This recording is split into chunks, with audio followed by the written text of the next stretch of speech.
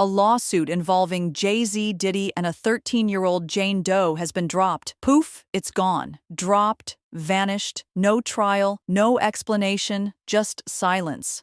What happened to the case that had the entertainment world gasping? And what's really going on behind the scenes with two of the biggest names in hip-hop? Buckle up, because this story has more twists than a Netflix thriller, and we're diving all the way in. On a quiet Friday night, when most of us were binge-watching or mindlessly scrolling TikTok, a bombshell quietly dropped. The lawsuit accusing Diddy and Jay-Z of assaulting a 13-year-old girl years ago was suddenly dismissed with prejudice. If you're not fluent in legalese, here's what that means. The case is dead, gone. It can't be brought back, ever.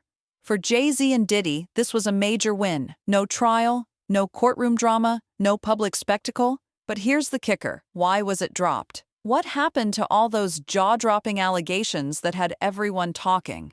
Let's rewind real quick. The lawsuit, filed by a woman going by Jane Doe, alleged that back in 2000, she was approached outside Radio City Music Hall by a driver tied to Diddy. According to her, she was invited to an after-party, handed a suspicious drink, and then the unimaginable happened. Initially, the lawsuit only referred to Celebrity A and Celebrity B, but the moment it was amended to reveal Jay-Z by name, the internet exploded. And that's when Jay-Z's legal team activated full beast mode.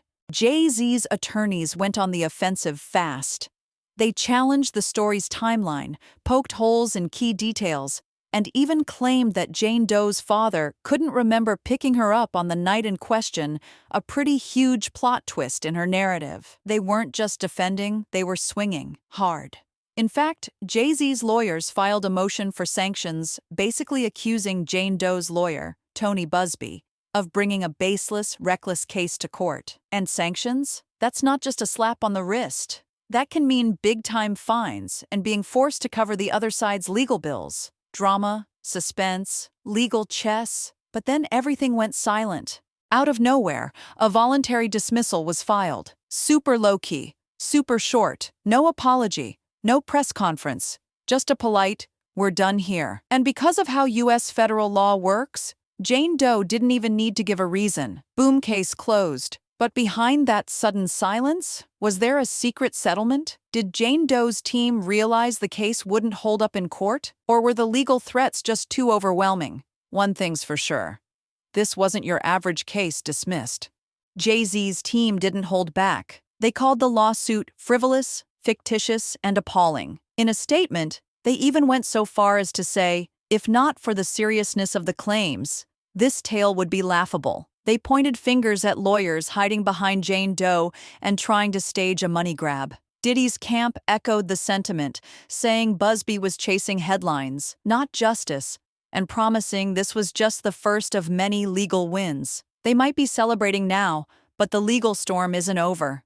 Just when you thought things were calming down, plot twist. Another Jane Doe, this time from Florida, has come forward with a new lawsuit against Diddy. This one's even more disturbing. She claims she was trafficked as a minor, and at a 2020 Miami party, hosted by Diddy, she was assaulted by 20 men. The lawsuit alleges that Diddy paid traffickers to provide underage girls for his personal gratification, and that his companies, including Bad Boy Entertainment, helped enable it. This isn't ancient history. This was just a few years ago. And that's got everyone asking, could there be witnesses, video footage, hard evidence? While Diddy hasn't been criminally charged in that new case yet, he's already facing serious federal charges, racketeering, conspiracy, and more.